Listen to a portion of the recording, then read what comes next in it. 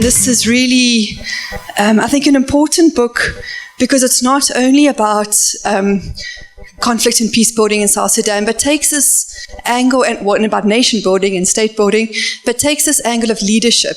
And this is something that the African Leadership Center is really promoting and encouraging. And I think it's such an important contribution that they're making to the peace building, nation building, state building debate, is to ask the question, what is happening around leadership? So I think an important and timely book. Thank you for this great work, Sonja, and for putting yourself out there, sharing this with the world.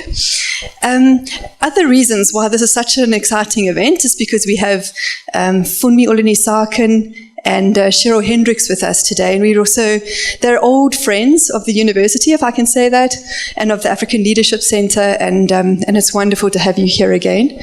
I'm going to leave it over to Shivai to introduce Funmi in a moment, and also just want to very warmly welcome Shivai to Pretoria. This is not an unfamiliar terrain to her at all, and we're just so happy to be able to work with you as well. So let me hand over to Shivai, and before I forget, after today's or tonight's events, we are going to have refreshments in the hub, which is just, if you just walk across, you'll see the dining hall or the hub over there, and there are refreshments there.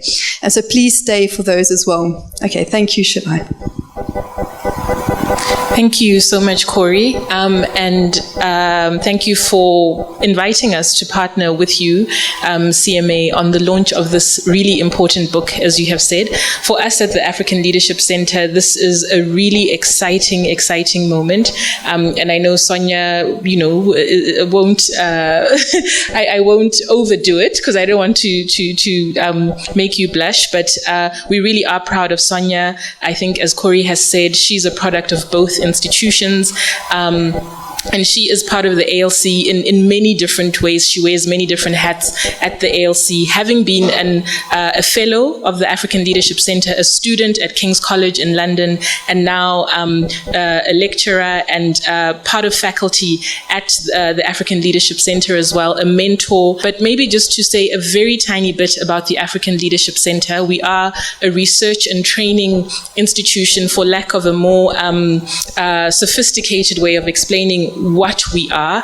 We are a project of a generation, and we emphasize and prioritize intergenerational approaches to the training, the research, and everything that we do.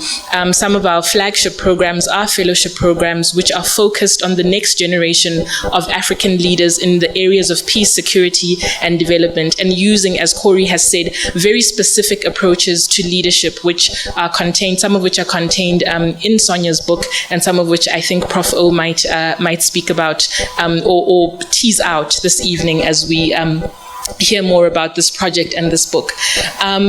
I also want to just share that we also have other alumni and other products, if you will, of the ALC in the room who are here from Kenya, from Cameroon, and who are part of this project of a generation. And I think what's really exciting about this is bringing together the intention, the mission of the ALC, which is to bring together young Africans who have the lived experience of conflict, insecurity, the lack of peace in their contexts, who are bringing together those ideas and finding solutions to some of those, and through knowledge building, knowledge production, as well as intervening in various spaces, be they policy spaces, be it academia and practice spaces. And this is evidence of that this evening. So let me not say too much more, but just to warmly welcome you and to thank you again, Corey and CMA, the University of Pretoria, Pretoria for the collaboration and partnership. I will now hand over to Professor Fumi, who will be the chair or the moderator for this evening. To some of you, she's no stranger.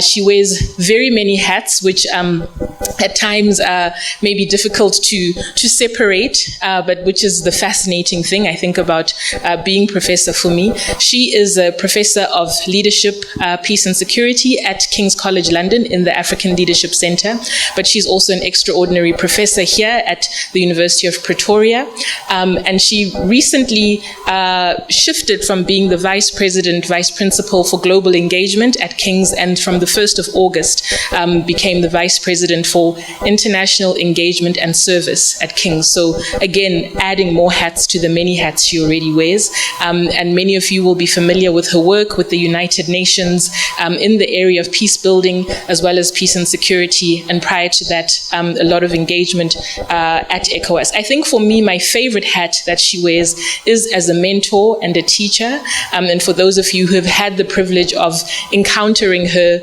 in that form will agree with me, but let me not say too much. She warned me not to say too much about her, so lest I get into trouble. But Prof O, over to you. And we fondly call her Prof O. So over to you, Professor Fumi. Thank you so very much, Shivai. Good evening. Oh, good evening. Yes, thank you so much. I want to feel the energy in the room. I already see the energy in a sense, but feeling it is very different. Let me first and foremost say thank you to you, Shivai. Thank you, Corey. Where is Corey? Yes, you're a backbencher. I like to be that when I'm not actually asked to speak. But welcome warmly to this evening's event, which I am truly, truly delighted and proud to host for a range of reasons. But let me make 2 or 3 brief points before I introduce our keynote speaker this evening. The first is to say that this is not an accidental audience.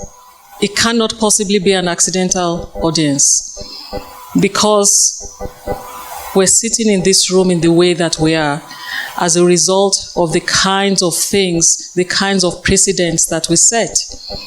For those who had been at the meetings the meeting that just ended this evening, at the introduction yesterday, Professor Maxis Kuman, who I want to pay tribute to here this evening, given not just the long history of our individual engagement, but she is a foremost founder of the kind of relationships that came to be what we're doing here today. And it's that kind of relationship in which individuals, through their strong engagement, strong collaboration, individual academic collaboration, engagement with society, begin to pull others along until they come to institutionalize the collaborations that help us do the kind of things that we're doing here this evening. So Maxi, I want to really pay tribute to you, because without you opening the doors, and I have to say it's true that I have been a part of the University of Pretoria for a very long time. I like to say of myself that I was made in Ife, Nigeria, also made in King's College London, and made in the University of Pretoria. And you can see my trajectory from being a bachelor student in Ife, a master's and PhD student in King's, a postdoctoral student in Pretoria. Precisely about 24 years ago, about this time, I was here at this point in time. And so to institutionalize that, because someone opens the gates to build that kind of relationship, is amazing. Let me make that as a first point. The second point I want to make, which is why this audience is not an accident, is precisely what the Executive Director of the ALC talked about. What the African Leadership Center stands for is about actually bringing a number of things together, daring to build a new field or a new subfield. that responds directly to the challenges on our own continent and does not parrot, if you like, the language and the ideas that are handed down from Western, Northern institutions, not because they're not elegant ideas, but because they do not always bear relevance to our own situations on the ground. So we dare to try to build a new field or build an existing field differently. And therefore, the instruments of mentoring, of association, of collaboration with our partners is something that matters a lot to us. And that mentoring means that the pursuit of excellence that we bring to the work that we do has to translate and transfer intergenerationally, interdisciplinary, really. When we do that, that field building has to land in community building. And that community is what we have in this room. A snippet of that community is what we have in this room. But apart from the community building, the methodology of intergenerational collaboration in every sense is what does this. So the kinds of products you have in the end, in that intergenerational collaboration, is you marry the experience with, if you like, the daring attitude and energy to try new things, to bring in news, with also the engagement with the wider policy and practice community. That's what this community represents. And I can name people right across the room who belong to King's or to Pretoria or to the network of mentors. And it's not by accident that an academic mentor, a policy and practice mentor, is who's sitting as our keynote giver this evening. I can look at Chris Kinsey at King's College London, who's an academic par excellence, but actually also crosses over, has been here the last couple of days. I can look at Anthony Bizos sitting next to him and how he crisscrosses the lives of, if you like, Pretoria, King's, and the mentoring role to ALC fellows. So somehow we're all hand in glove in different ways. And I thank you, Vicky, that you came in and you embraced fully the kinds of things that we're talking about. And I don't want to, I don't want to embarrass you, but Solomon Deso here, who some of you, I want to acknowledge Solomon's presence here. I'm sorry. You probably wanted to sit quietly in the corner. He represents the intersection of that kind of collaboration. The work you do, can you give me Solomon's full title? I don't want to... No, I'm trying to make a point with it. I know, like you, I don't... like being paid attention to when I'm sitting quietly somewhere.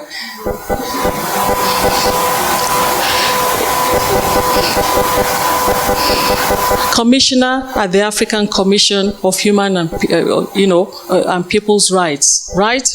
Until recently was chair. I wanted to be clear.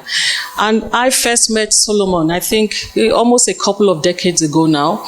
And so we were in the trenches of engagement together at the African Union and different places.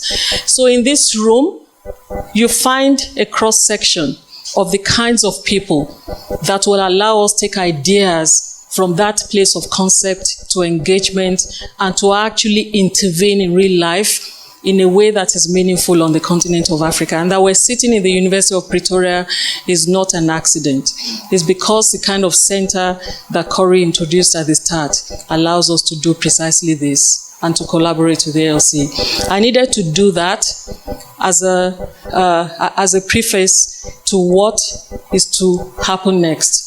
And the rest of this evening will be that we hear a keynote speech or talk from Professor Cheryl Hendricks, who I'm about to introduce shortly. After that, we will launch this book, not in the classical way, but you will see how we launch books at the ALC in a moment. All right? Professor Cheryl Hendricks, a dear friend, colleague. We've been together for more than 2 decades now in so many different guises. A mentor of the African Leadership Center, a friend to this department, to the University of Pretoria, as was earlier said. She's the Executive Director of the Institute for Justice and Reconciliation, IJR. Prior to this, she was Executive Head of the Africa Institute of South Africa in the Human Sciences Research Council, and she was there for 3 years, from 2018 to 2021. She was appointed Professor in the Department of Politics and International Studies at the University of Johannesburg in April 2013, and served as the head of the department from 2014 to 2017. Professor Hendricks also spent many years working at the Institute for Security Studies, very many years. As a matter of fact, you were at ISS when we first met. She was first program head for the Southern African Human Security Program, and then a senior research fellow in the Conflict Management and Peace Building Division. She's also worked at the Center for Conflict Resolution, CCR, and at the University of Western Cape, UWC. Holds a PhD in Government and International Relations from the University of South Carolina, and a Master's in Southern African Studies from the University of York, England.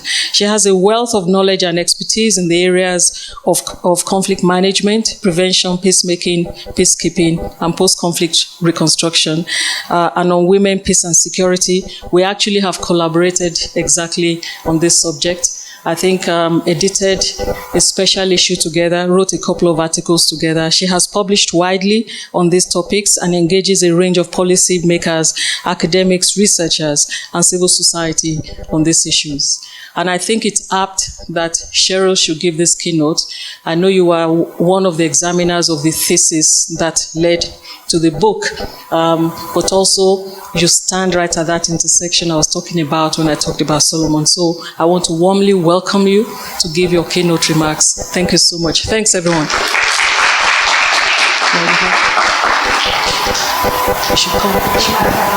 Yes. Thank you for those warm remarks and making the connections between all of us.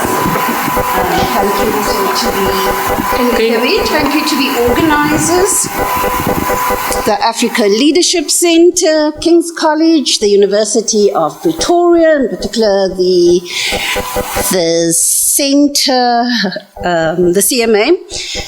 So really good to be with you. I have not seen you in years, my sisters, and many of you sitting here. That's COVID, so it's really, really good to be among friends, colleagues, ALC mentees. Thank you, Sonja, for your book. It was a pleasure to examine it.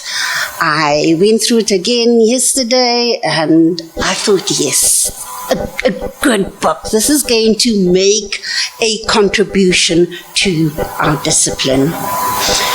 Though it speaks to the context of Sudan, and particularly providing an explanation for the continued lack of peace and security in South Sudan, it resonates, I think, with much of the peace-building, nation-building, and state-building practices that have transpired across this continent.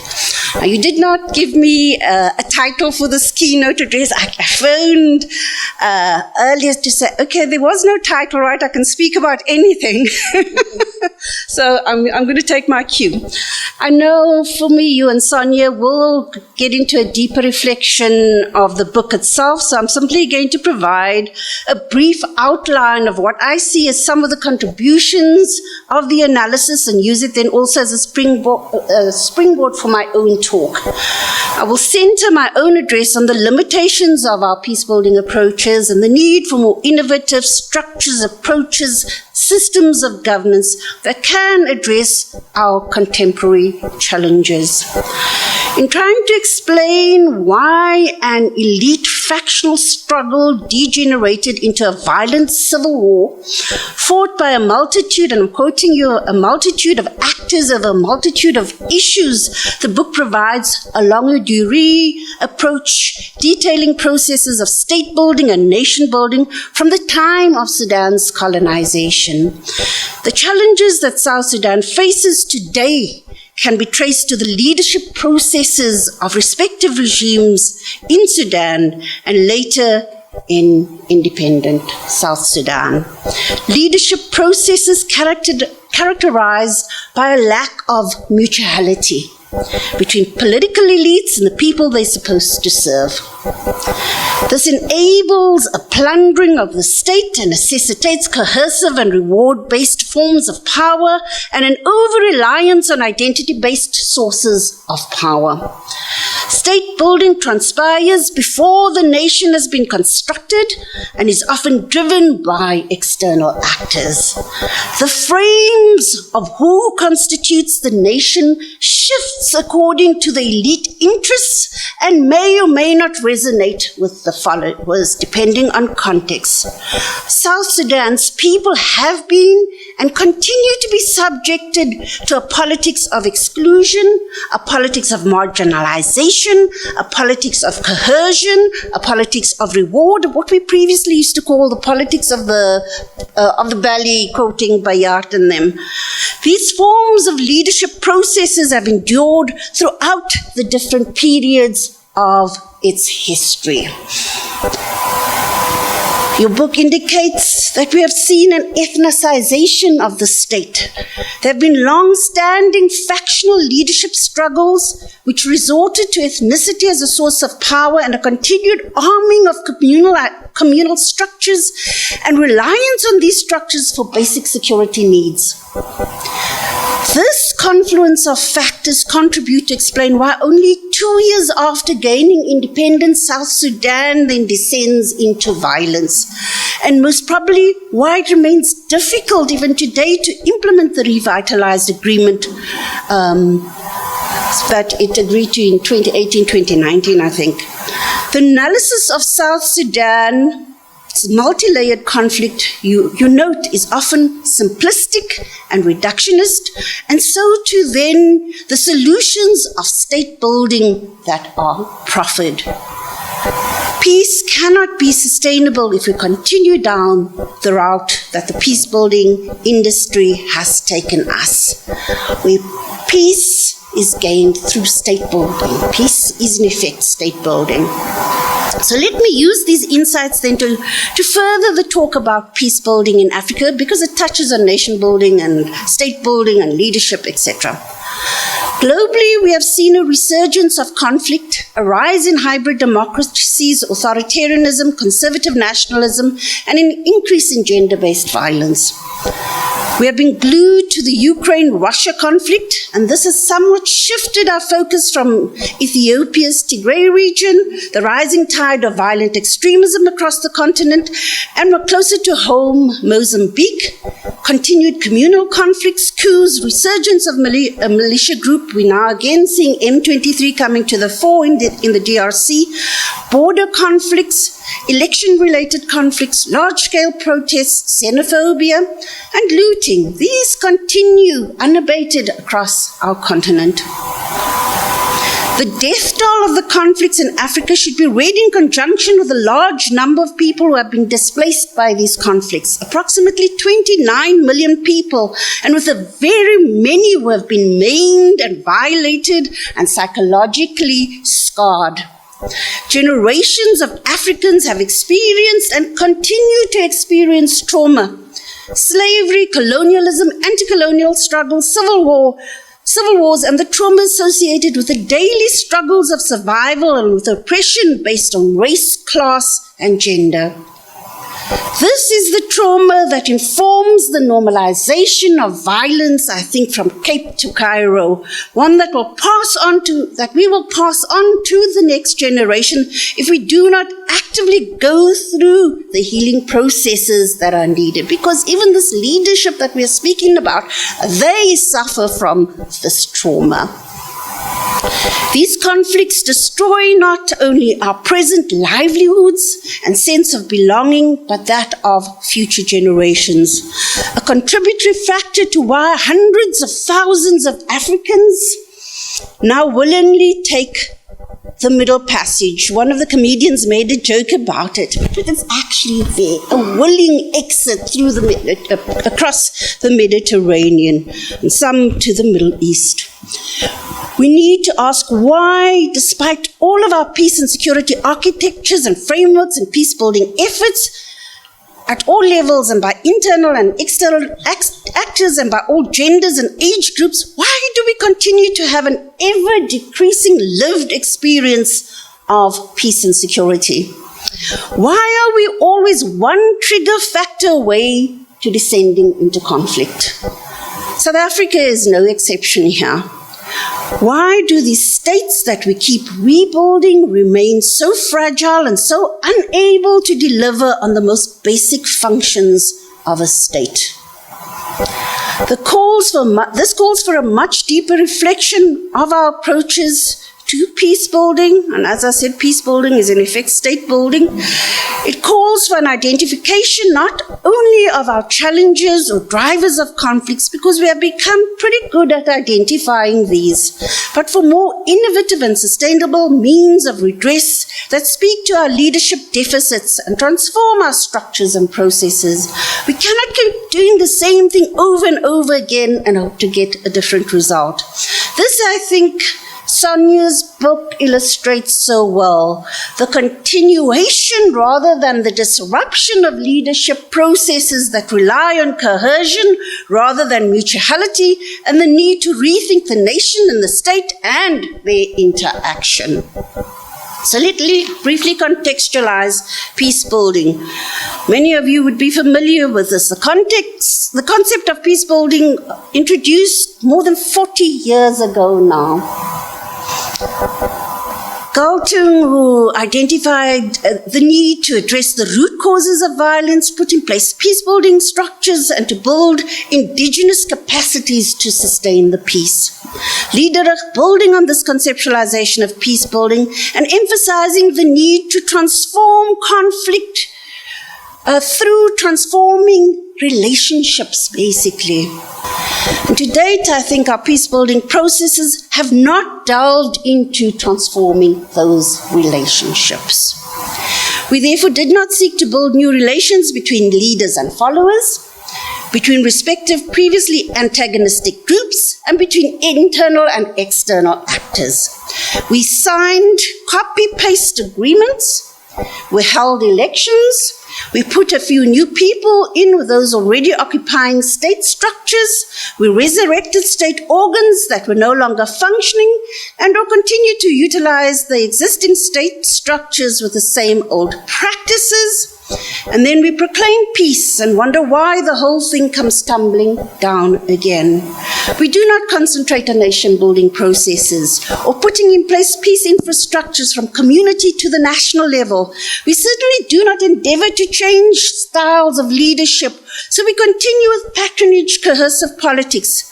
We, in short, do not transform state-society relations, the very relations that constitute the root causes of our conflicts. The agenda for peace, ushered in 1992, was in response to the post-Cold War shift in the nature of conflict and the emerging need for the responsibility to protect.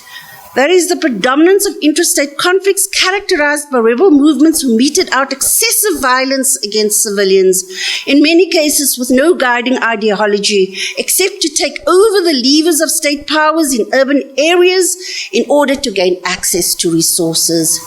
The root causes were identified as the lack of democracy, weak governance, a weak security state sector, marginalization, and so building state institutions became that which constituted peace building. So you see state building, this machine, this police need to be tinkered with, the army needs to be tinkered, etc. You don't look at the whole system that is there. Even though it was well known that social cohesion must anchor the new state, that there had to be reciprocity between leaders and followers, the means to do so were hardly explored, and so the relations have been replicated. This agenda for peace, therefore, even with the shifts in emphasis as per new Secretary General, I thought I'd get that one in, has not been able to live up to its raison d'etre, essentially to avoid the relapse of states into conflict. The Brahimi report itself saw peace building as a set of activities and measures that should occur at the tail end of a peace process. So usually things like DDR, SSR, support for elections, establishing the rule of law, etc. There was certainly no indulging in the hard questions of who constitutes a nation. the constitutive norms and values and common vision and goals of that nation. Peace building could not be that protracted. It had to have a beginning and it had to have an end. The exit point had to be determined prior to entry. So elections became a convenient marker for that exit point. South Africa may have been a bit better at this because its process was largely internally driven, but it has also been subjected to a lack of mutuality between leaders and followers. Because, as you point out, Sonja, it is not sufficient to have a common identity. How our shared attributes are framed and experienced and perceived is what is important. And in South Africa, we have been experiencing shifting constructions of the nation based on emerging interests. Certainly within peace building, there's been a focus on the root causes, drivers, etc., justice and reconciliation. But the conflicts and the root causes thereof, as alluded to earlier, were always reductionist. The multiple conflicts operating simultaneously in, for example, the DRC, could not that easily be translated or sold to external actors who wanted very easy explanations. So they interpreted the conflicts in ways that made sense to their worldviews. The lack of democracy, the lack of good governance, exclusion, failed states. But were these symptoms or were they causes? Why would so many states in Africa go down the same path, both in terms of descending into conflict, signing peace agreements, building states, and returning to conflict? Surely this was not inherent. It must have something to do with the processes we embarked on and the structures that we resurrected. Since the 60s, scholars have been pointing to the pitfalls of the nature of our states, that they were like suspended balloons. The lack of connectedness of our elites, the dual systems of governance prevalent in our countries, the ethnicization of states because it is so easy to fall back onto mobilizing ethnic votes, the lack of nation building for the processes of democratization based on competitive elections actually also negated what was needed for nation building. Social cohesion, constructing a common identity rather than emphasizing difference. The states were incapable of protecting their citizens. It could protect the elite via things like gendarmeries, but not the citizens, for they have never had the monopoly of violence, and the extractive and predatory nature precluded any adherence to a social contract in which services would be rendered in exchange for taxation. As long as they left citizens in relative peace, things would be okay. It was always other elites contesting state power, other big men who disrupted the peace, quote unquote. State power was often limited to urban areas, big towns where government structures were situated. We used to refer to this as archipelagos of control, controlled by other big men, chiefs or warlords. Access to the state was and remains heavily contested because it gives access to plunder resources. The bourgeoisie that we have developed on this continent has essentially been an unproductive parasitic bourgeoisie, a leadership without national vision or ability to articulate an inclusive nation building, and one whose followers remain only to the extent that some of the largesse can be thrown their way. A far cry from the liberation we sought in our anti-colonial struggles, or even those leaders that just came after those anti-colonial struggles and their visions, and the peace dividend we thought we would get with the third wave of democratization. Our peace-building processes did not change these leadership processes. They simply sought to broaden the leadership circle. The ability to do harm is what gets you included into the circle. And the more harm you can perpetrate on women's bodies, the more seats you will get at this table. How can we expect the leaders and states forged out of these forms of violence, embedded now in the very processes of peace building, to be democratic, to be based on mutuality, to honor peace agreements? The states we have built, the leaders who lead and the followers have violence. Violence are here in multiple variants of violence, okay, not just physical violence. They have it, we have it, not just they, we have it, inscribed into our very DNA. Hence the repeat conflicts, hence the repeat mediations, and that is what we need to work on changing. Peace is not an agreement developed by leaders locked in hotel rooms speaking to themselves and to external actors about how to share the spoils of the state. It is a lived experience of the people within that society, a people who share a past and imagine a common future, a people who are part of decision-making processes and who trust the elected representatives will work in their best interests and enable human security for all in the society, not those beholden that they are beholden to win the next election. Now, as women, we have been struggling to get to these peace tables, I must say, and I've been working very hard at that too. We have been advocating, we have been mobilizing, we have been training in mediation, but our numbers have remained low. We have not taken a step back to see that it is not training that gets you to this table. It is access to the means of violence and being accepted by those with access to the means of violence to mediate their disputes. Not likely to be very many women. So unless we get a quota system in place, you won't get 50% of women as mediators. But as women, without disputing now our right to be part of peace-building processes, because that's not what I'm doing here. Do we want to be complicit in these leadership-making processes that are far cry from the principles we uphold and cannot deliver the states that we wish to give birth to? Our mere presence will not change this. So we need to begin to think through what it is that we will do differently when we participate beyond ensuring women are included in the distribution of seats or that a clause on gender equality is inserted into the agreement. How will we begin to ensure transformation of the leadership process during negotiations? How will we ensure the existence of multiple peace tables that enable a common understanding of what we want to achieve and the processes for doing so? Because there shouldn't just be one national peace table, there should be multiple tables of how a nation, our state-society relations will be constructed, the new social contract that will inform how we will be governed and the peace infrastructures we will build in order to sustain them. We don't think through that. We know a great deal more about our causes of insecurity, but we do not seem to have a greater clarity on how to resolve or manage them. We therefore need more collective effort. Is my time running out?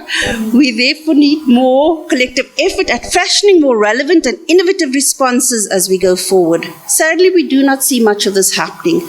Just as there was a period when we could see a coalescing of new ideas around peace and security to push us forward in the 80s, late 80s, early 90s, I think the time is ripe for this to happen again.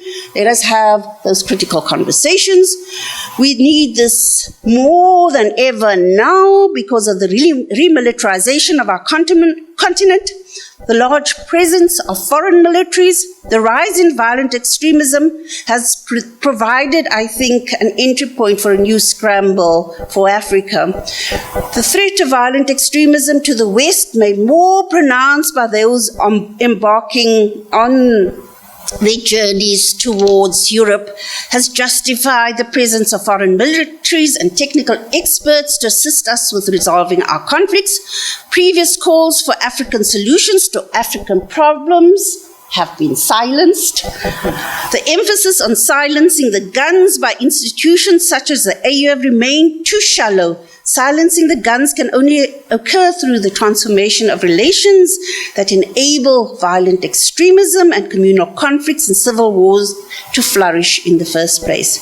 So to put it bluntly, a discourse or worldview of peace, i.e. positive peace, with transformative potential that first informed the peace-building agenda has been appropriated, has been depoliticized into state-centric projects, conceptualized, driven, and funded by external actors.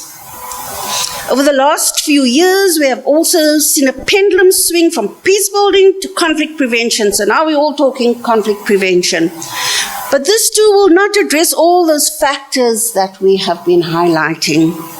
We must also take cognizance that the changing actors in these new conflict contexts are not that interested in our negotiations or interested in entering state power. Our peace-building script will not speak to the needs of these actors. We then, by way of concluding this section, note that our conflict management peace-building processes have run their course, and we need to no longer tinker with them. We need to revisit them as a whole. The ideological norms that underlie the peace-building process, they are liberal norms around constitutionalism, multi-party democracy, and the rule of law, etc. But these are no longer the norms that animate those engaged either in peace negotiations or in these wars. There will not be any mutuality that develops from the leadership that emerge from the current peace processes. So let me turn to what some of the elements of a new approach to peace and security in Africa should be, according to me. We have constructed an African peace and security architecture. It has taken us many years to do so. Conflict contexts and actors have changed, as we say so often. So if APSA does not want to become an igloo in the desert, i.e. not fit for purpose, it must adapt from its state and security-centric dispositions. There must be inclusion of the different voices and views on this continent, young and old, men, women, gender and non-conforming persons, to reconstruct an Africa we want, and one that can address those state-building and peace-building challenges identified head-on. We must revisit the fundamentals of how we live together, how we decide who gets what, and how we will keep each other to account. We may not like the answers that violent extremists are giving us to these questions, but they seem to be thinking about them much more than we are. What it requires is that we actually revisit our systems of governance. We have been implementing the same systems of governance developed centuries ago for different contexts. If democracy is about participation, representation, and choice, then the structures and processes they are exercised through can surely be adapted to the required current needs and contexts. We must rethink beyond presidents, political parties, parliaments, and ballot boxes. The above will not be easy. How do we get those in power to buy into that which changes or challenges the very nature of their power? Those conversations will be very difficult to have. We need to reconfigure our states upwards towards a united continent and downwards towards more decentralized forms of governance. We need to change relations, behaviors at individual, communal, national, and international levels, not simply strengthen state institutions. We need to develop more robust accountability mechanisms, and we need to develop channels in which grievances can be expressed in non-violent ways. I don't think saying that we now concentrate on conflict prevention or the structural causes is sufficient. We have not been able to deal with the root causes for decades because of the ways in which our states are structured. So we need new agreements on how we will live together and how we will shape our futures with or without the current state formations. So whether it's South Sudan, Liberia, Nigeria, Libya, or South Africa, peace and security ultimately is dependent on us creating new norms that will govern us, new social contracts that will bind us, new forms and levels of institutions responsible for regulating societies and providing us with basic needs and new ideas about security and the institutions that should be providing it. My last point, I've been making a case for a peace center or peace institute that can be of service both nationally and continentally.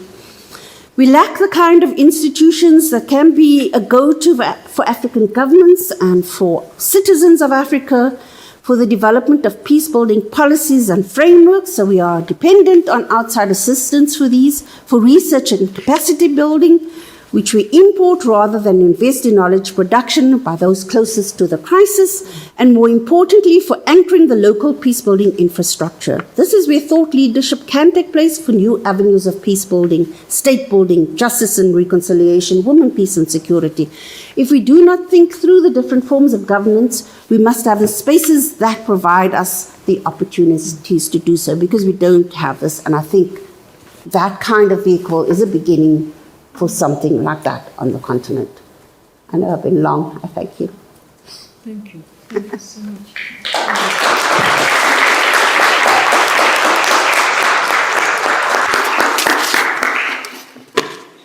Cheryl, I cannot thank you. I think you took the time that we asked you to take, and you stayed with me. Thank you so much.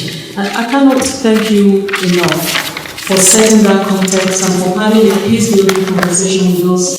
This work that you're most familiar with allows you to get in and out of, Sonja's book, and then help us interpret it within, the critical issues of today. And I think that's an important starting point. What I shall now do is to engage in conversation with Sonja, the author of this book.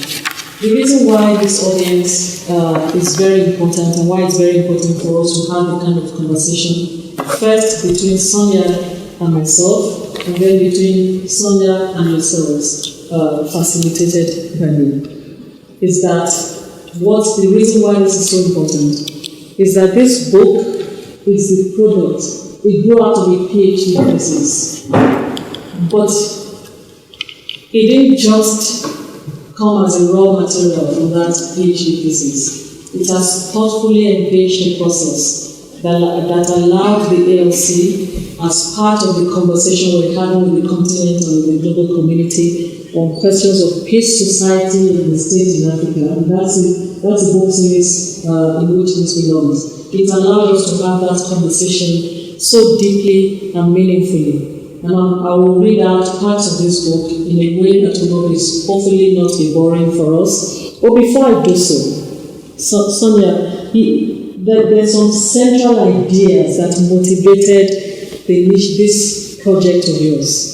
This project that you first, built as a thesis and then became a book. What are those motivations? The mark, sorry.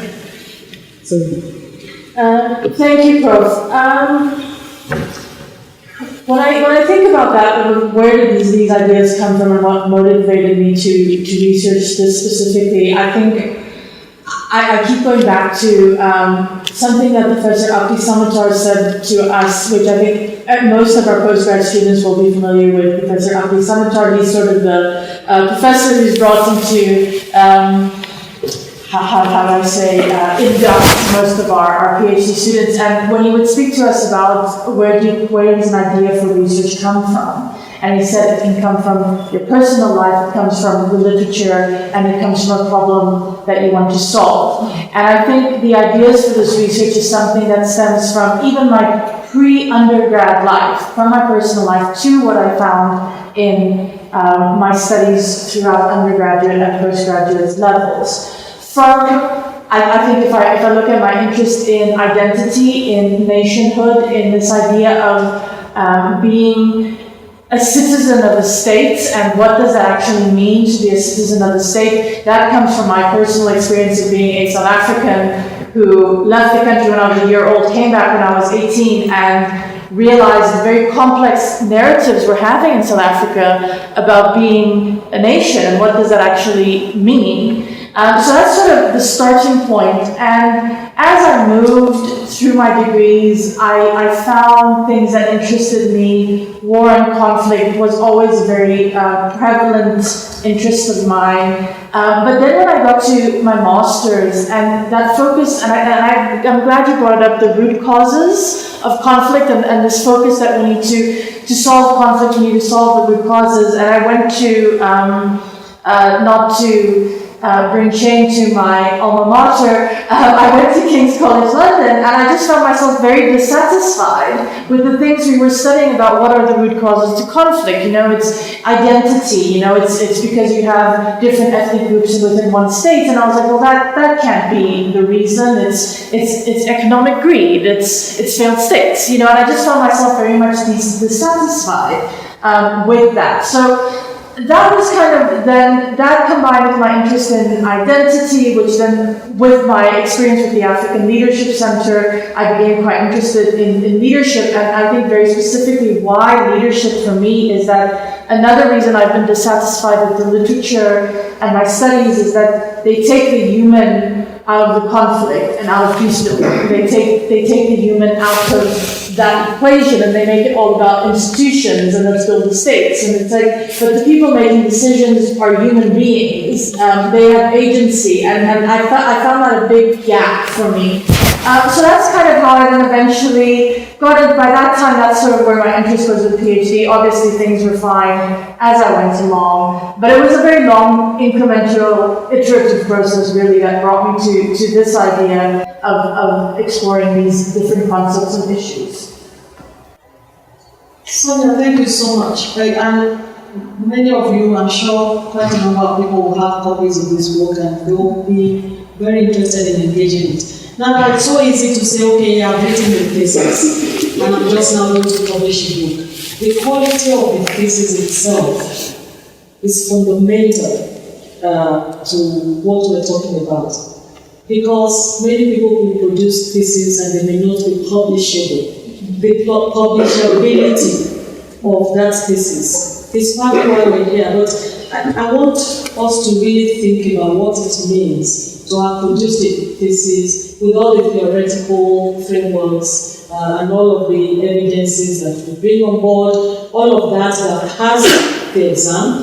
But what does it mean when you translate it into something that is accessible to a whole community of people beyond academia? In fact, I think that is a challenge in itself, that any scholar who wants to take the thesis, take the idea into a project such as a thesis that is so personal to you over a period of time, then into the global, the larger, national and global community, we have to think about accessibility. One of the things I love, it's true, Professor Maxis Kuman is here, the primary supervisor of your thesis. I supported her in that endeavor. And when I read the book, I thought, oh my goodness, she did the job, right? First excellent thesis, but look at this. You start with a quote, your introduction with a quote from one of the people you interviewed in South Sudan. Many people do things on the idea that tomorrow I will go to another country. Then you say for over 60 years, the people of South Sudan have lived their lives in a near constant state of uncertainty, an uncertainty of livelihood, of governance, and of self-definition.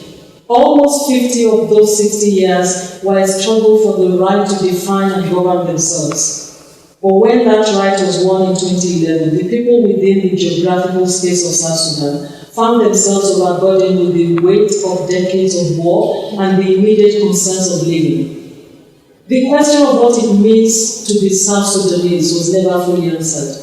With a troubled sense of belonging to the country, little sense of responsibility between state and citizens, and a bleak economic outlook, it is unsurprising that many South Sudanese are looking for their future elsewhere.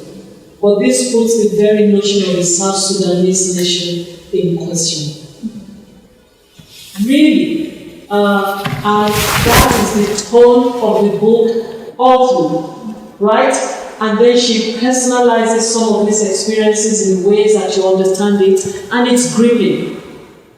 How did you struggle, or did you struggle, I should say, to do this? Was it a major issue for you? Because I actually have to say that having been involved in the thesis, I don't think we talked, hours on end the way we did before about what it means to convert that book to the thesis.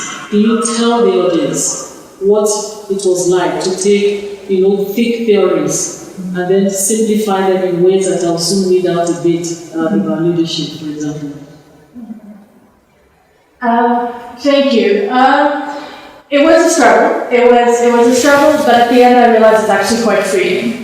And I'll explain that. But first I want to say, I think for if there are postgrads who want to convert things into books, for me, the two key processes for that helped was the book proposal phase, which is when you are looking for publishers and they tell you this is what we want in the book proposal, it forces you to think this is not a PhD, because questions they ask you is, who is the audience for this? And you can't say my two examiners are the audience for my book.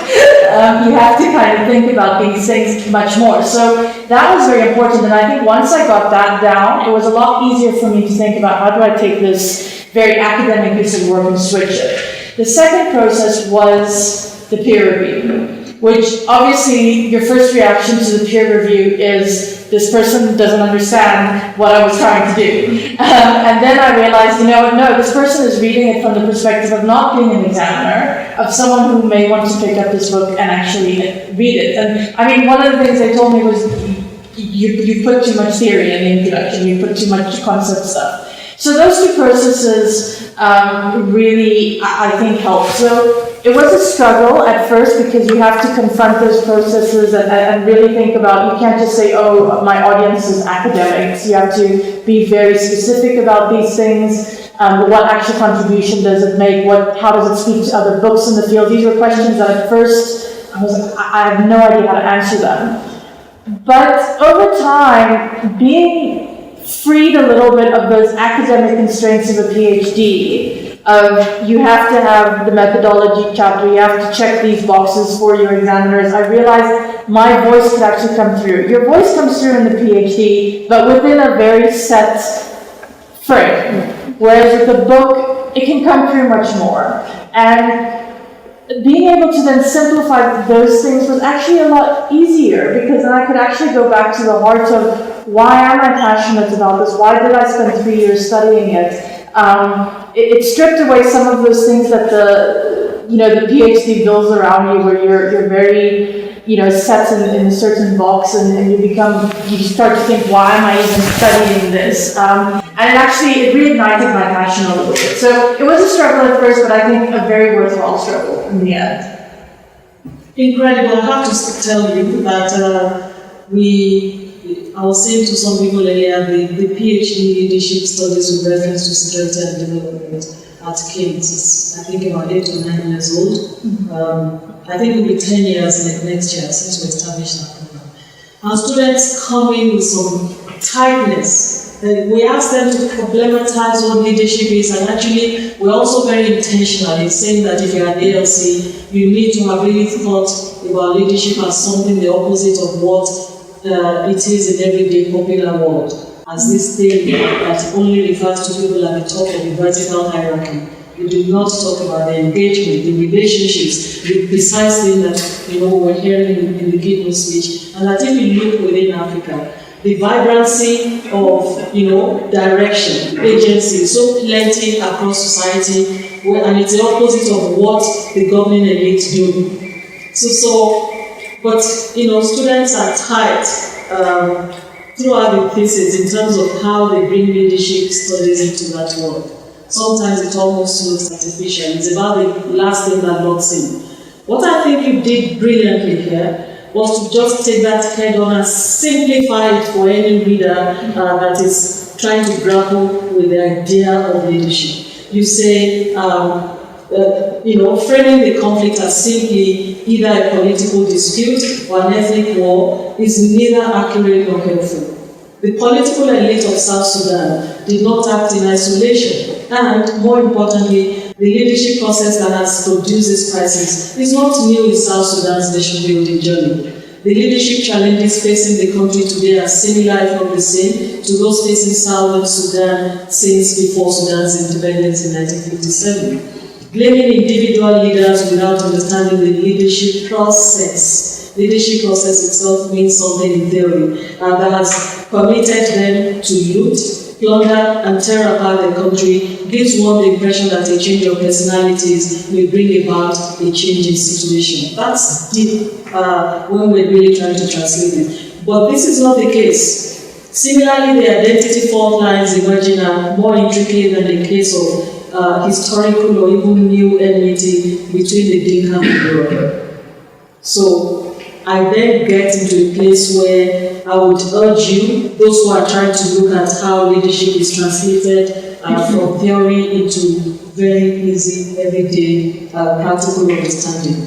I then get to a place where you take leadership head on. Many observers and commentators of South Sudan's current crisis choose to place blame on the country's leaders, and you have several interviews to indicate this. Fault can be given to the nefarious practices of corruption and patronage, power-hungry leaders, and the all-encompassing or vague concept of the lack of political will. But placing blame on individual leaders is reductionist at best. The violent trajectory of South Sudan's leadership problem that tends towards violent nation building is more systemic than the good or bad characters. It's not about good or bad leadership, than the good or bad characters of select individuals who find their way to positions of power. What structures exist that permit this situation? To understand this and thereby better understand the fault of leaders in the ongoing conflict, we must understand leadership as a process. Leaders do not act in isolation, you repeat. Leadership is defined as a relationship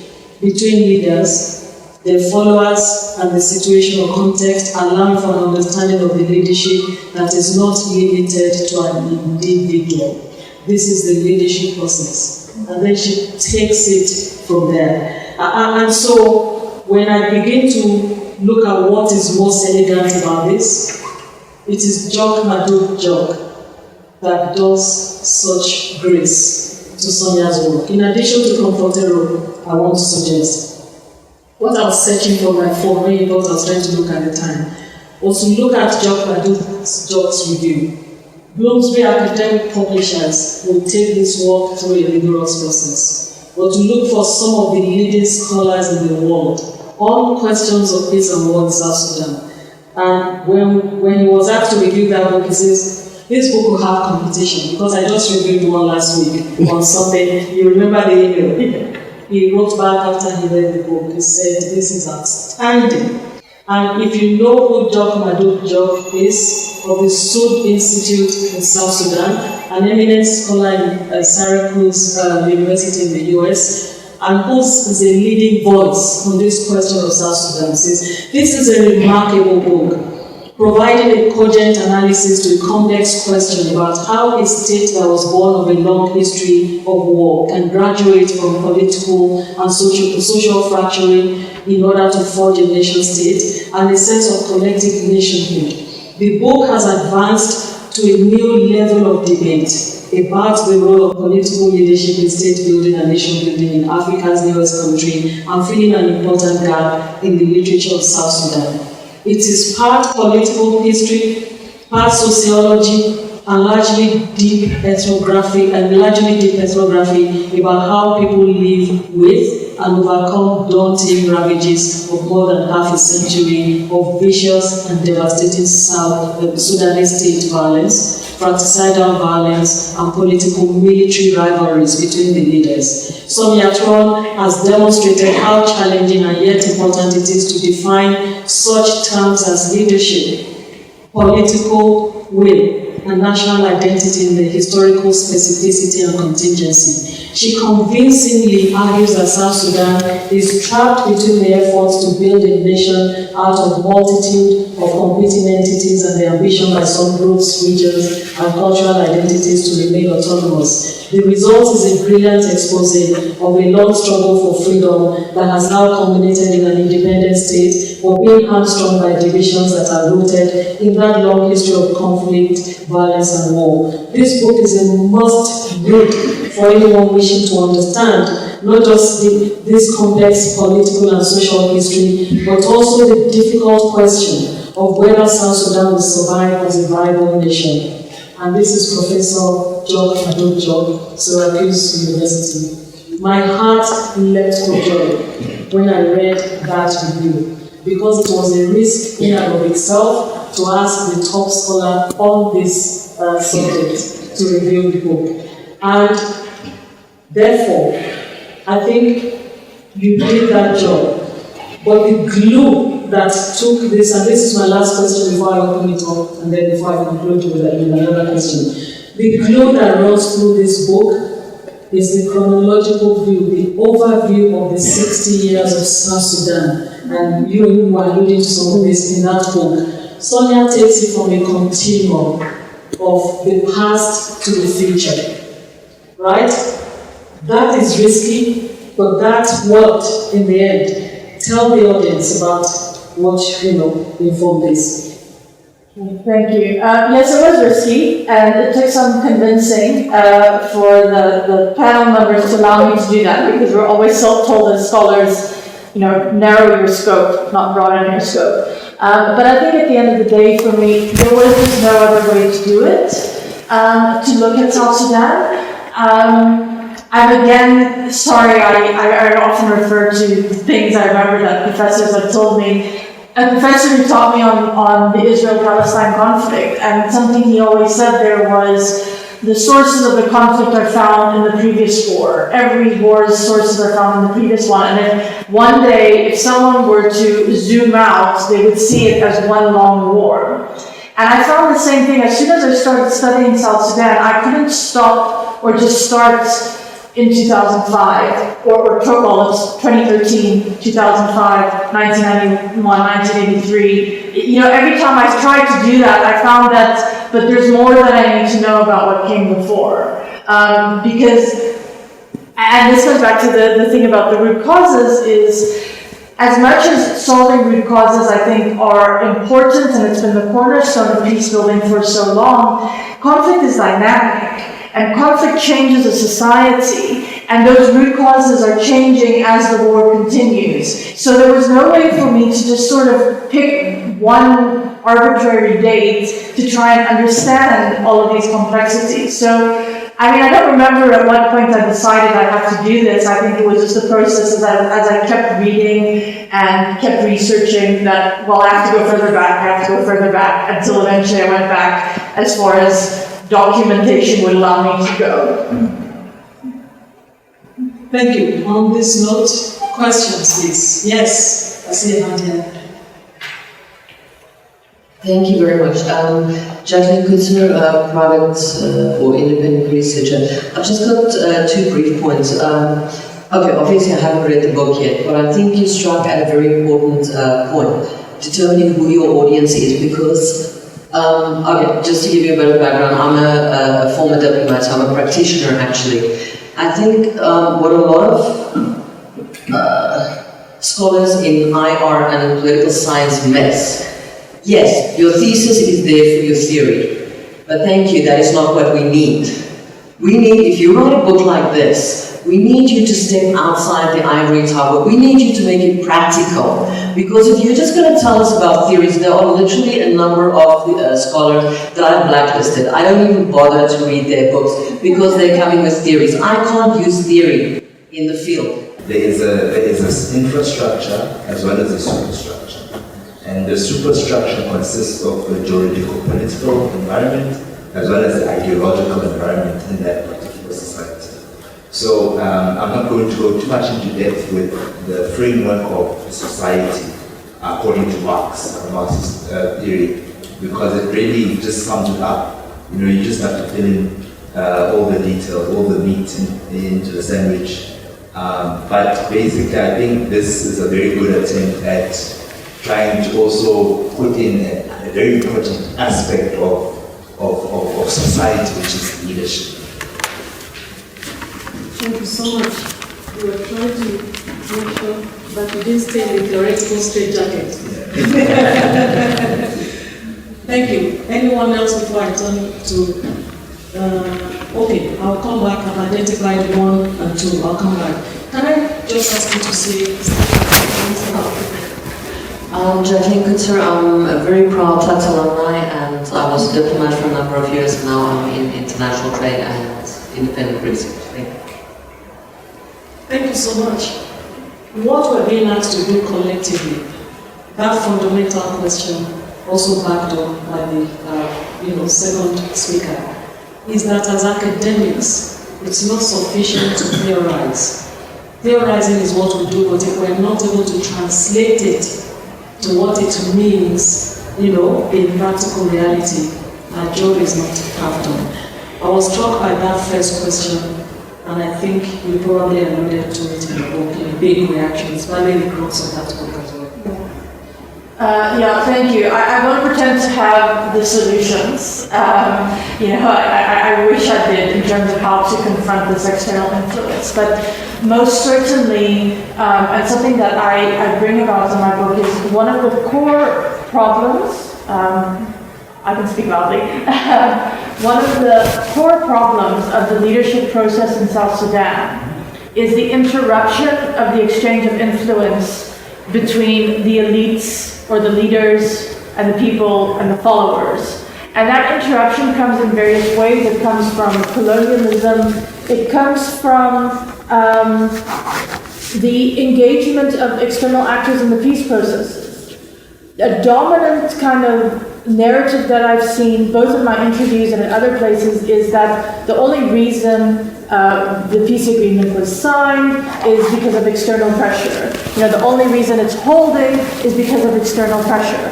And it's like, if that's the only reason it's holding, it's not going to hold forever. Another thing that I came across is the dominant role that external actors play in service delivery in South Sudan. That the external actors are actually, in the minds of the citizens, becoming one-on-one with the state. And so this thing of having external actors come and interrupt that relationship between the state and society creates a serious problem in state building and nation building. So that's certainly something that I do unpack, and I think is a very serious problem.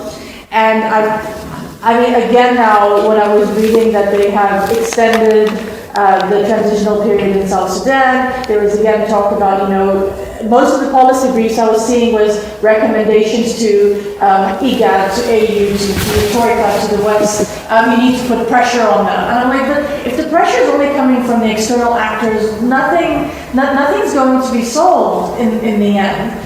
How we confront that, I think, is very difficult, because I think that the elites are in collusion with that process. It suits them to have their exchange of influence be with external actors and not with their own people.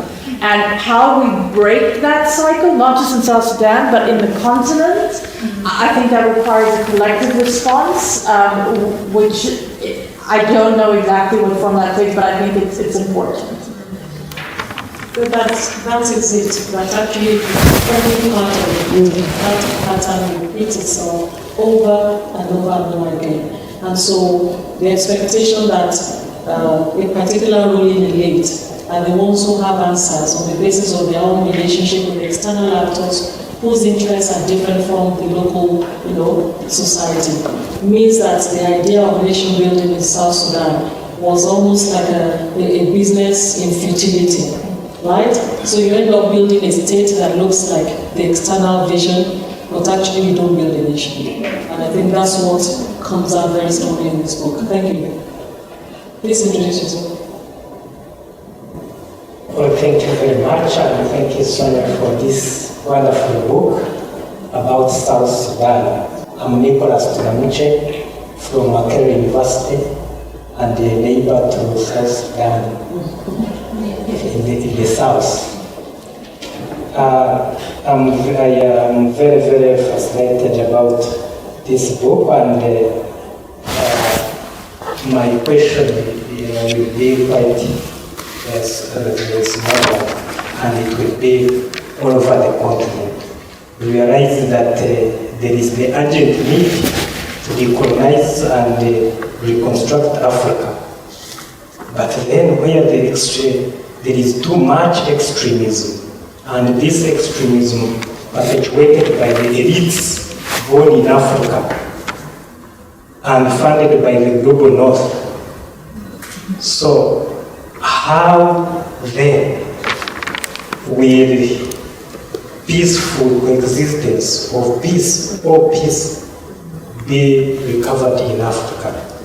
And probably where is African Union in this whole debate of peaceful building peace building in South Sudan?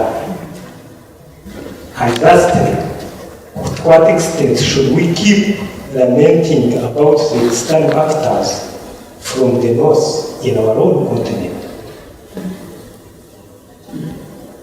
Thank you so much. Just hold that thought. Good evening, everyone. My name is Andrea Yazbek. I am currently a Stakeholder Relationship Officer at the South African BRICS Youth Association, and I used to chair the United Nations Association of South Africa's University Chapter. And I'm currently a postgrad student, and Dr. Theron is my supervisor, which is extremely special. So the session to me was very informative, and I've also gotten a few tips from tonight's session. One thing that Dr. Theron has taught me is that you should not force what you're thinking into a topic. And in that, you need to make it personal and solve the problem that you want to solve. So my question to you is, how can we as South Africans, as the individuals, as the people who are reading your book, read your book in such a way that we make the case of South Sudan personal, and take it on a personal level and take that to our leadership positions where we are in our different spaces and apply that to make the society and the communities that we are in a better place? Thank you. Can I get an indication of who else wants to say something? Okay, all right. Thank you, Prof. My name is Kafuni, and I'm a product of the African Leadership Center. Congratulations, Sonja, and I look forward to reading your book. Implicit in the ideas in your book is the fractured social pact that has mutated over the years in the South Sudan case. In 2006, the African Union came out with a policy guideline on building peace. And implicit in that document was the need to address the fractured social justice on the continent. My question goes to Prof. Hendricks. You've been engaging with the policy actors. Again, from Sonja's book, there is this external local relationship, and she mentioned it that the South Sudanese crisis is resourced and contained by external influences. From where you sit in engagement with actors at the continental level, policy level, how can we rebuild the leadership process between the local and the external to make sure that we kind of reconstruct the social justice on the continent to build inclusive peace? Thank you. We will have one last round after this, so please. Thank you very much. Those are all really good questions, and maybe in 30 years I'll have an answers. but I don't think I have all of them now. I think in terms of where is the AU in South Sudan, I studied regionalism a while, but I'm going to be honest, I've become quite disillusioned to some regional actors, so I might not be the perfect person to ask. I mean, largely the AU, by the principle of subsidiarity, has allowed IGAD to sort of take the lead.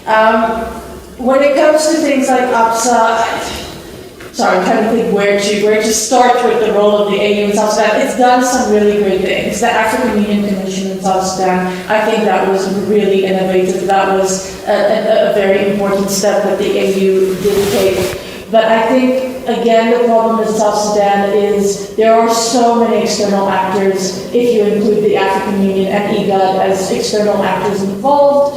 And at the end of the day, I don't think that that's where the solution is going to lie. I think the solution is going to lie internally.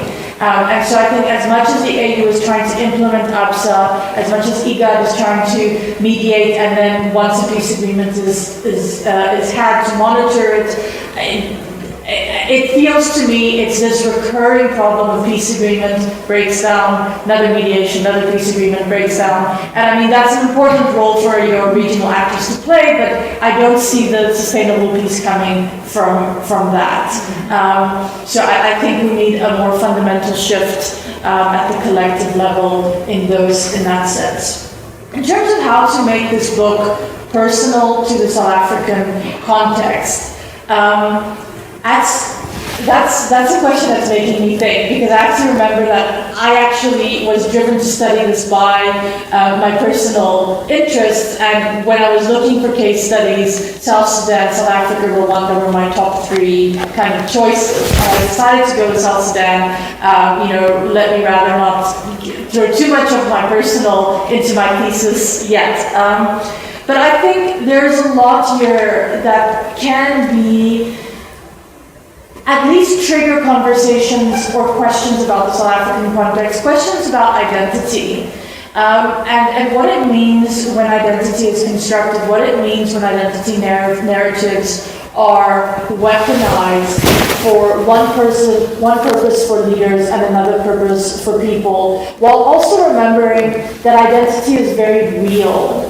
I went into my study of identity thinking identity is constructed. It's not, it's an irrational, using a term in the literature, so please don't come for me for using that term. And then realizing that even if identity is constructed, it is something that affects every person's day-to-day life. In South Sudan, I had to confront the fact that even if identity is constructed, those social networks, those ethnic identities, that's what helps people stay alive. That's what helps people's economic livelihoods. So I think that in a South African context, to understand the very volatile identity questions we have in our country, to understand that identity is something that is weaponized, but it's also something that's very real for a lot of people. Is one thing I think that could definitely be relevant. Leadership is another thing that I think we know what's going on in our country in terms of leadership. Factionalism in South Sudan, we have factionalism in the ANC right now. We're seeing all of those things. I'm not a political expert on South Sudan, on South Africa, so I won't go into that, but I think definitely the same challenges of lack of mutuality, of using coercive or word power or identity narratives to stay in power because you don't actually have other forms of legitimacy, you don't have legitimate power. I think all of these things are relevant to our context. I could go on, but I won't. I think, Prof. Hendricks, if you could respond. Thank you, Sonja. A couple of things. The first was about the actual book, because I picked it up yesterday, the soft copy, and I actually read it cover to cover in one day. It's an excellent read. It's an easy read, making very complex concepts very user-friendly. And it gets back to that second point about theorizing. I don't think you wrote out the theory. You were constructing your own theory. And I think that's what is important. And it's the way in which we bring theory in, because theory and practice are always interconnected. The one informs the other. But it's the way in which many academics write about theory, according to X, Y, and Z, and this person and that person, etc. And they're not bringing it down to our lived realities. The third point is about this constructed identities. I smile because I thought of my own PhD thesis when I wrote exactly the same thing. I did my PhD thesis on colored identity, actually. And, it's an identity that we've all been saying is constructed, etc. And I made exactly the same point. All identities are constructed. The question is, so what? How are the people experiencing it? And we make the point about it being constructed because it enables us to also reconstruct it, reshape it to contexts that are necessary. I want to get to this point about leadership, and I want to link it to the AU, because much of what I was speaking about, these peacemaking processes, they're also led by the African Union. If you take the case of the DRC or Sudan or Central African Republic, etc., it's the African Union leading on these processes because the template is there. We used to call it briefcase peace agreements. You come already and you just change the name of the country kind of thing on the peace agreement. But I want to change that around. We know that the AU has its challenges. We know that the AU, there's a disconnect in as much as there is between national leaders and citizens, between the AU and the greater African population. They have very similar challenges, but it is an organization that is out there. It is one that we, and this is the point I need to get to, we as followers, we as citizens need to be opening up those spaces. We need to find the ways, because we can equally say, yes, there are these leadership processes that have taken place, but we need to also throw back, why are we following these leaders? Why are we not asking them the questions? Where are you taking us to? What is your vision? Why are we also just blindly following? What is it that we get out of that? Is it that we're simply disconnected from the state? Is it that we're gaining something out of it? I don't know. I don't have the answers, but it's very easy to point upwards. But equally, we need to be looking at ourselves as followers as well. And in that way, make it personal. Hi, I'm Ethel Fiato, a doctoral candidate at the Faculty of Law, Private Law Department. I want to look at perhaps a more theoretical concept, the issue of rule of law and accountability in relation to leadership and nation building, and how this played out in your research. I am looking at it in two respects. The idea that most of our constitutions demand that the government put in necessary measures to have international relations. And then also, on the other hand, that the government is supposed to be accountable to the citizens, its people, on another front. And even maybe want to take it a little bit lower to the domestic level, where issues of rule of law, maybe in our homes, has to do more about the ruler of the law, not necessarily the rule of law. Because it is, especially in Africa, it is the ruler, the person who is in power, who has that mandate to dictate how the wheel of justice is tilted. And so I'm just wondering how this played out in your research concerning South Sudan. And I would not end by not touching on how patriarchal this society is. And so I'm wondering how rule of law played in your research, first at the international level, relations, then the domestic level with the government and its citizens, and even to a very patriarchal system. Thank you. Thank you. Please briefly.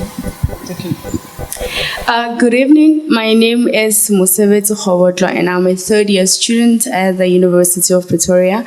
I'm actually in Dr. Theron's class of Strategy and Security Studies.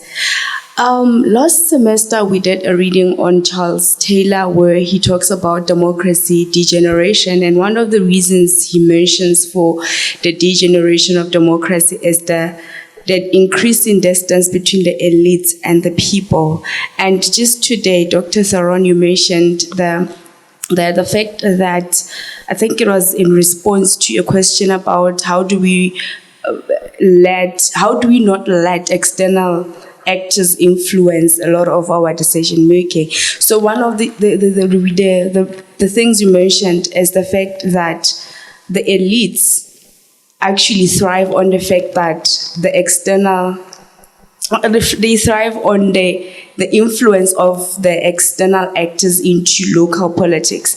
So my question is, what can you advise us as upcoming scholars and as young people, what can you advise us to do in order to exercise our agency? Because I feel like now we are against the elites, we are against the external actors. There is just a lot of influence that's coming outside. What can we do as young people to prepare ourselves for the leadership that I've heard you talk about a lot in your book? Thank you. Thank you. And last but not least, so. Thank you very much, Prof. I would like to thank Shuvai for inviting me to this really great book launch. First, because this is really a very excellent work. And second, it has given me an opportunity to reconnect with people that I haven't seen in quite a number of years. Really great to see you, Prof, both Profs actually. On the book, I think I'd like to express my appreciation for really a great work, particularly the point that you made, including in your introductory response to Prof's question, that often when we talk about peace and security, we tend to make the analysis in a way that actually removes the human. I thought that was really a very profound point, because peace and security, war and peace, do not happen by structures. There are human beings who actually have to make choices. All right. So the question of really agency becomes so profound and extremely important. I think that, in relation to that, the point that I would like to raise is that the way you framed leadership or leadership process and the way it is articulated seems again to actually remove the human again, because it actually, seems to link it with what may be called political tradition, whereby power is defined or viewed in terms of a zero-sum process of certain elites, basically consider it as something that they have to capture in terms of it's our turn to eat. So that political tradition basically seems to be the context in which how leaders or elites see, their role vis-a-vis power, right? So, if you make it process, then I have the fear that it again removes the question of agency. So I ask this question, for example, South Sudan, the kind of, structural issues that South Sudan has. If you consider many countries on the continent, you'd find that they have the same kind of historical experience. You even mentioned South Africa in terms of drawing that parallel. But I don't see South Africa descending to the level that South Sudan descended. And I ask myself, why? There is something that is different. And that has to do with the agency question. All right, that is extremely important. So I thought, the leadership in the way it is defined, where does it, stop the question of agency and then go into the question of political tradition? And then I think a separate question that has to do with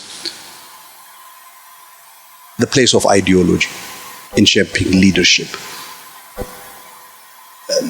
Do you have any reflections on that? Thank you. Thank you. It's 3 questions in one. And you've also had other questions and comments there. My advice to you will be, do what you can briefly here, but then also engage everyone during the drinks session after this. And am I right that there are drinks after this? Yeah, I don't want to be inviting you to an empty parlor, as it were. And my own concluding comments, which are not unrelated to what Solomon just talked about. You raised cogent points, and this is where the contestation between political science view of leadership and the sociological and other, views of leadership will rest. As Sonja concludes, she really says the gap between leaders and followers in South Sudan may appear obvious and a natural consequence of politics in any country. The point you've just been making. Yet the nature of this gap driven by a lack of mutuality and a flawed exchange of influence and power, has resulted in the reproduction of a violent, fragmenting nation-building process.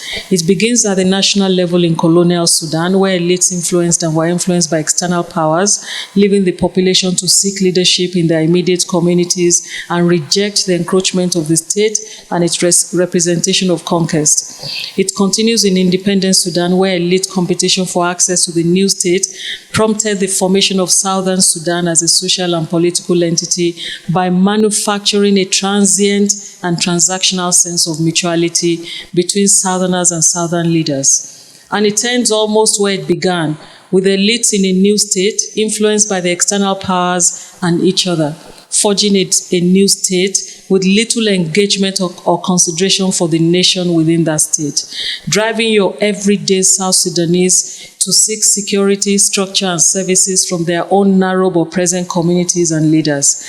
As this pattern continues to repeat itself in ever smaller geographical units, the locus of leadership will continue. This is a sense of future. The locus of leadership will continue to diversify the nation, quote unquote. The nation will continue to fracture, and communities of collective will and responsibility will grow more numerous and divergent. That is her view of what South Sudan is likely to look like. And in a sense, maybe your book tries to respond to that, because you do not see a state, a nation state ever forming, ever, in South Sudan on the basis of this. Please offer your concluding remarks so that we can, on the basis of what you've heard, so that we can go drink something. Thank you. Yeah, I see we are running over time. So I'll respond very, very briefly. In terms of the rule of law question, I'm not a lawyer, so I didn't want to touch it too much, but it is something that comes across. And I think my response to your question would be, there can be no rule of law if there's no agreement of what the law is. And I think that's one of the core challenges in South Sudan was there was no discussion of the Constitution, very little engagement with what are the rules of our engagement with each other as a nation. There was very little discussion. What rule of law became in South Sudan and from peace builders is, can you reform the security sector? Can you reform those things? So definitely it does come across. And then also at the local level, the contradictions between your communal laws, the tensions between your traditional leaders and your state's section. So there's definitely a lot that does come across there. In terms of the question about what you should do as young leaders, I am very ill-equipped to do that, to respond to that. I don't quite see myself yet as someone who has the skills to go into the policy sphere and make those types of changes. I think the very important thing, if I look at not just South Sudan, but a lot of cases where we see an immense drive amongst the youth, and this is now, I'm not speaking from a research point of view, I haven't researched this, just as an observation, where there's a drive from the youth for a lot of change, and then when that youth gets pulled into the structures that be they political, be they capitalist, a lot of that drive, that desire for change gets lost. And this is where I would say organizations like the ALC are very important, because they reiterate the importance of values and leadership and retaining those values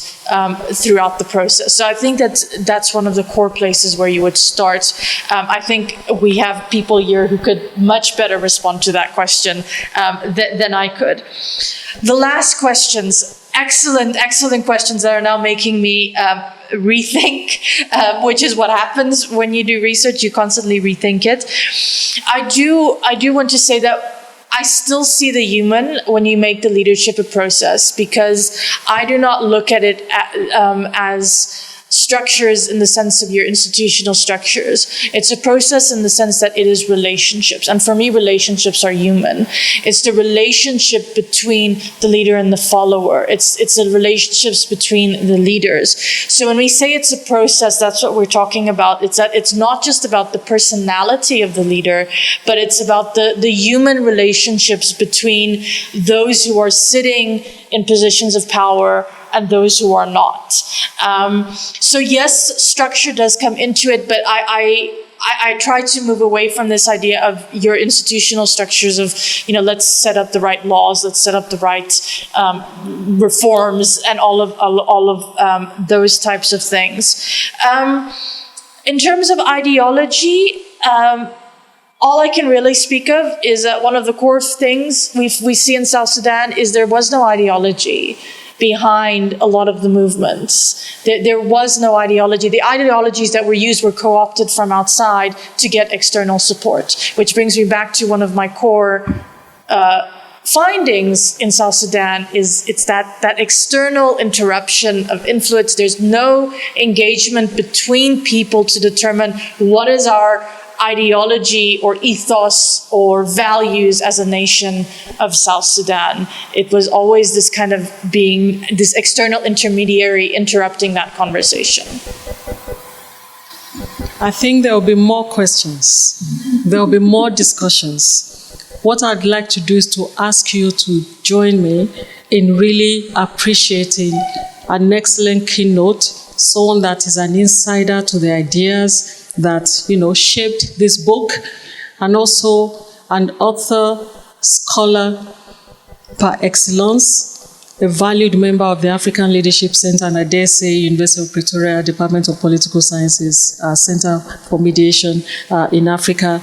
And I want to really acknowledge our various, commentators and discussants in your own different ways for the quality that you brought into this conversation this evening. And I don't want to stand between you and two things. And I think we can do the two at the same time. There's some books there. I think only Corey and Sonja will be able to direct us as to how you want those books to move from that table to people's hands. What are the criteria for doing that? All right? And you'll be available to sign either here or in the... it comes with the territory, either here or in the refectory, right? Please join me in appreciating everyone and thanking our speakers.